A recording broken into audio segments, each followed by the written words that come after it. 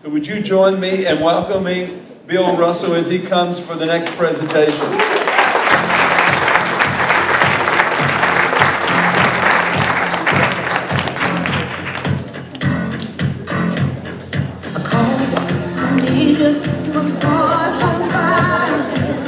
Come on, get with it! Come on!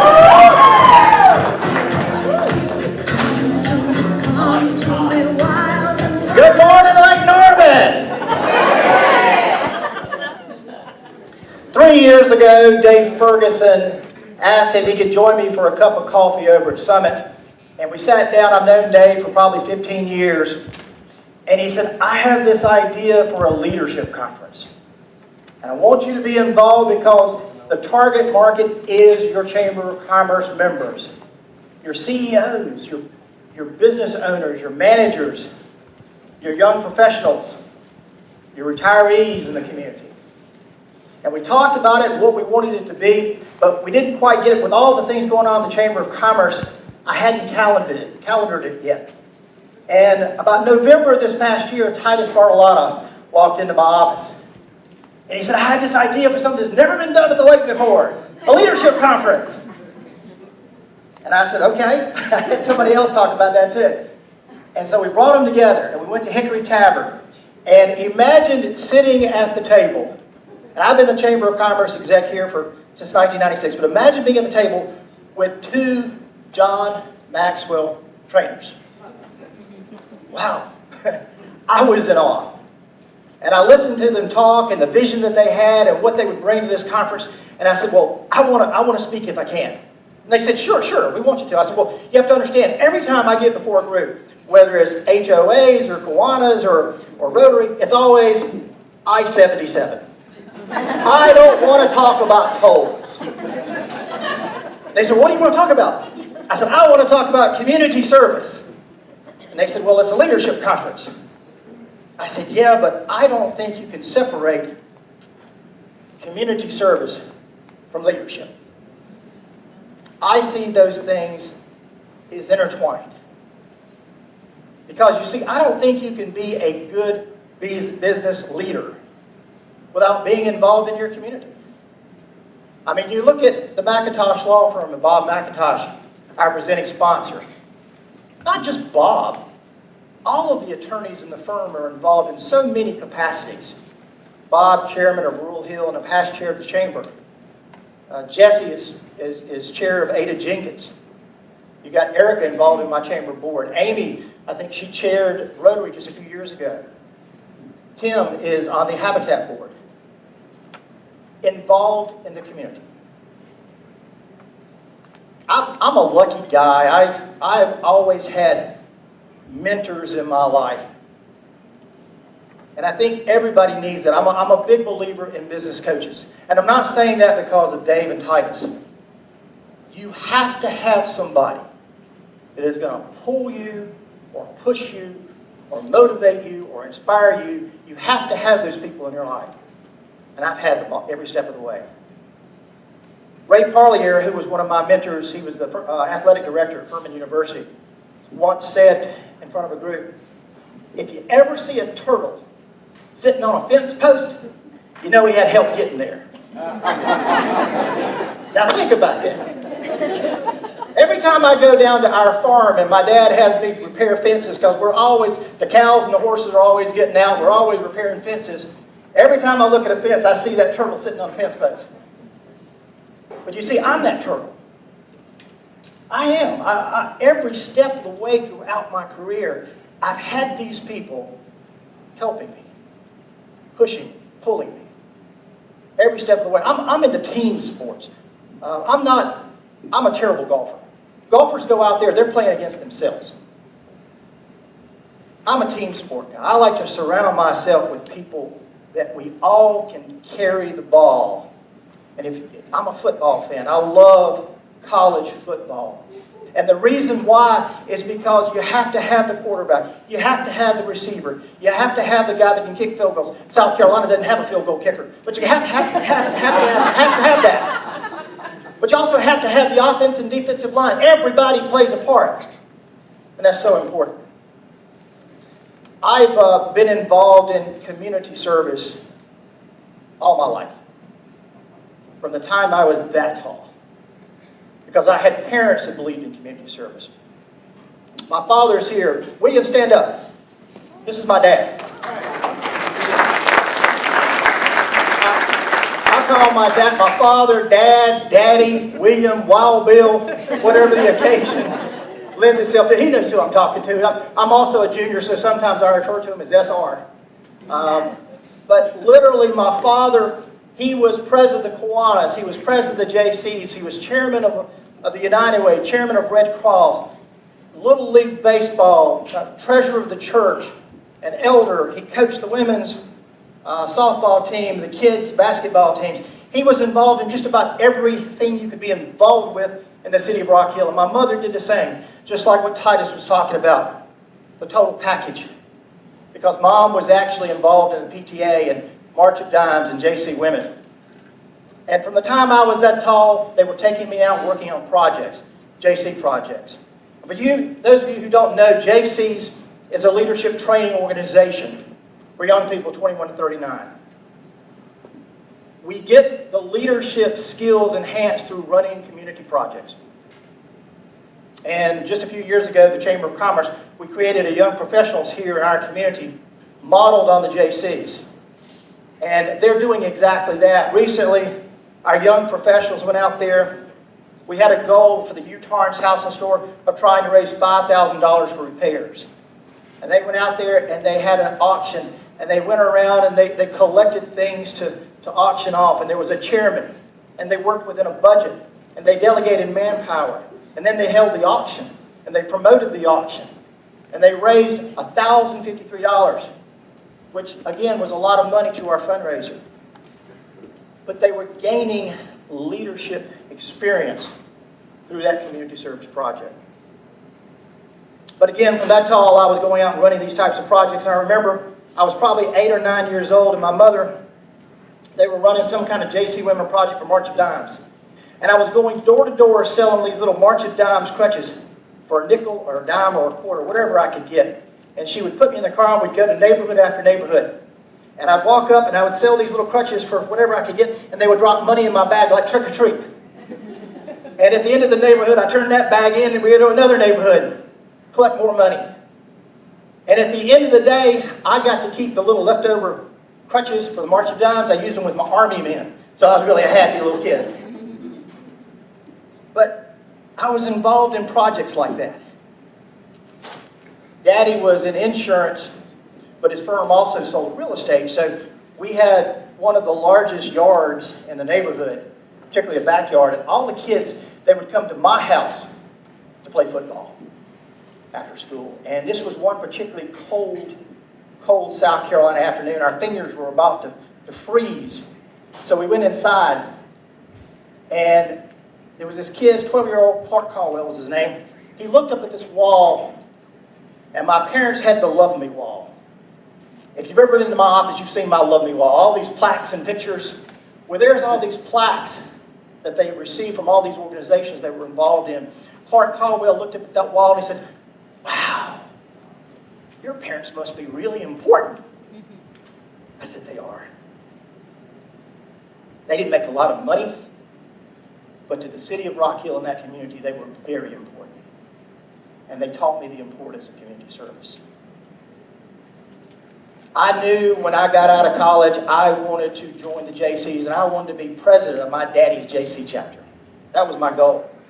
If you'd have told me later I would go on and be president of South Carolina JCs, and the United States JCs, and Junior Chamber International, and I would have lunch with Ronald Reagan, and introduce the Beach Boys, and have a couple of beverages with Charlie Daniels. I'd have said, who's going to do that? But I think if you work really, really hard, opportunities avail themselves to you. And I was also very, very lucky. But I knew I wanted to be president of my daddy's chapter. I knew I wanted to get involved in JCs because I'd been doing that as a kid. But now I was legal age. I was 21, I could join. And one of the first projects they were doing in June, at the June meeting, was in July, they go to a place called Camp Hope. It's a It's a camp, summer camp for kids at Clemson, South Carolina, in their outdoor laboratory. And these kids were kids with special needs. And I didn't know how to be around kids with special needs. So I just didn't go. I didn't show up for that project. Nobody asked where I was at. We went by the whole next year. And then the chapter president in June stood up and said, okay, we've got Camp Hope Sunday coming up this next Sunday.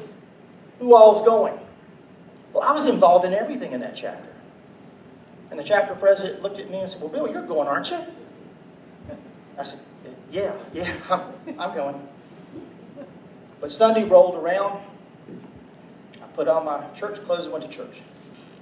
I didn't show up. And I felt bad about that because when I tell people I'm going to do something, even then I did it. But I didn't. The next year, again, June rolled around. I was the vice president of that chapter. And they said, okay, all those that's going to go to Camp Hope Sunday, raise your hand. I didn't raise my hand, and Steve Marshall looked and said, well, you're going to go, aren't you? I said, yeah. But that Sunday rolled around, and I wasn't there. I just didn't know how to be with people with disabilities. I felt uncomfortable. I didn't know how to do it. The next year, I was the chapter president. I was the one standing up in front of the room asking who's going to Camp Hope Sunday. And you can't ask people to do something that you're not willing to do. So, everybody piled in the cars and off we went to Camp Hope Sunday. Now some of you know I'm a big Gamecock, and you probably just say you just don't want to go to Clemson. Well, there's that too, you know. I get near Clemson, South Carolina, I break out, you know. What we did, we went down to Camp Hope Sunday, and we stopped at the Kentucky Fried Chicken right outside of Clemson. We went on into town, and we had the chicken and the mashed potatoes and the green beans, and when we got there, the executive director of the camp assigned us our camper. Little kid. 30 years later, I remember Joey. Joey had Downs. Joey was like the little Energizer bunny.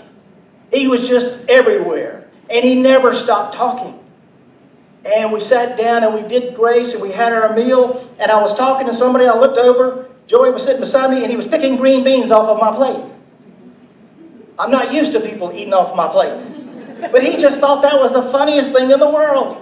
He was laughing, he's looking at me, this is great. I kind of dismissed it and continued to do things and was talking, and then I looked over and Joey had his spoon and he just went into my mashed potatoes and started eating off my plate again. I was taken back. And Joey just laughed.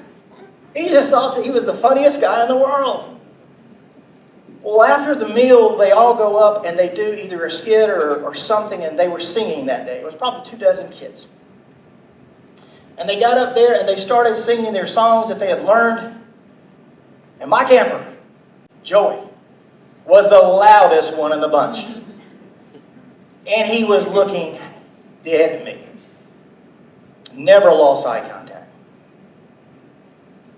And when it was done, he came back and he said, Mr. Beal, did you hear me? I said, I think everybody heard you. And we started talking some more, and pretty soon it was time to wrap up the day. And we were saying our goodbyes, and this little kid I'd never met before, he came up to me, and he threw his arms around my waist, and he hugged me. He said, I love you. I love you. And I realized at that point, those kids, they didn't have a problem. They didn't have a special need. I did. And Joey helped me find mine. Fast forward to 2006, I was president of Lake Norman Kiwanis Club. I was in my office one day and I got a phone call from a guy named Peter Rickey in Charlotte. And he said, Bill, you're the president of our Kiwanis Club there at the lake, right? And I said, yes. He said, well, we have a club for young people with disabilities, 18 years of age or older, called the Action Club. And we have a guy in Davidson. He and his mother are driving from Davidson all the way down to Matthews once a month to come to the Action Club. Would you consider hosting an Action Club there at the lake? Truth of the matter is, I didn't consult the chapter. We didn't bring it up for a vote. I said, yes, we will. Absolutely. Since 2006, we've had a club that meets at the Lake Norman Chamber of Commerce on the fourth Friday of every month at 7 o'clock. And sometimes you think you've had the day from heck. You might be sitting out here in traffic. Things aren't going your way. You might be in a grumpy mood. But then you go to this club meeting of the Action Club. And if there were ever young people that should have a reason to be unhappy with things, it probably should be this group. But they're not. They're so happy to be together. They're running projects. We go to hockey games. We do putt-putt. We do bowling. They did a collection of sports equipment they gave to Special Olympics. A school drive of school supplies that helped the elementary school for our education collaborative. They're giving back to the community, and they're having fun. Every fourth Friday. About 6-7 years ago, we had a picnic, and one of the parents came up to me. She said, "Which one of these kids are yours?" I said, "Well, I don't have children." She said, "Oh. So you have a family member or a friend with a special need?" I said, "No." She said, "Well, why do you do this then?" I said, "Because it's what we do. I'm in Kiwanis. We run projects for children. We work to make it a better community to live." And she looked at me for a second and said, "Oh, so they're all your kids?" I said, "Yes, they're all my kids." Yeah, I asked my father again one time why he did all the things that he did. And he said there's a Bible verse in Matthew. "Let your light so shine, show your good works, and glorify your Father in heaven." And I got it. I understood. We all have a responsibility to make this community the best it can possibly be. God has bestowed on each of us certain talents and gifts, certain skills that we have, and that is our gift from God. And how we use those talents is our gift back to God. Here's the truth. 5 minutes from where you're sitting, tonight, there's going to be a family that doesn't have enough food to put on the table. And the kids will go hungry when they go to bed. And we live in an affluent community, Lake Norman. And often when we have Big Day at the Lake, we think all these kids come from Charlotte, these low-income families, these single-parent families that come up from Charlotte. No. A lot of them live right here in Cornelius or Huntersville or Davidson or Mooresville. There's so much we can still do. 5 minutes from where Chris Haley is sitting, there is going to be a teenager that tries a marijuana cigarette today for the first time. Or they look at a pill and think that's the answer. It's not the answer. Last year, we lost a chamber member that was dealing with addiction. Somewhere in our Lake Norman community this evening, there'll be a woman who doesn't have a home, living out of her car, doesn't know where to turn. Situational homelessness. But there is an organization, and because of you being here today and the contributions that you've made, we have the Hope House that will take care of her and other females. We have groups like the Rotary and the Kiwanis and the JCs and the Young Professionals and Ada Jenkins and Angels and Sparrows that realize we can do better. We can be better. And they reach out and run projects to make this a better community. Just walking into this hall today, you walk by all of these boxes. The pastor, I noticed we were taking up food for those who don't have it. There is still so much we can do. Bobby Kennedy said, some people see things as they are and say, why? I see things as they could be. I say, why not?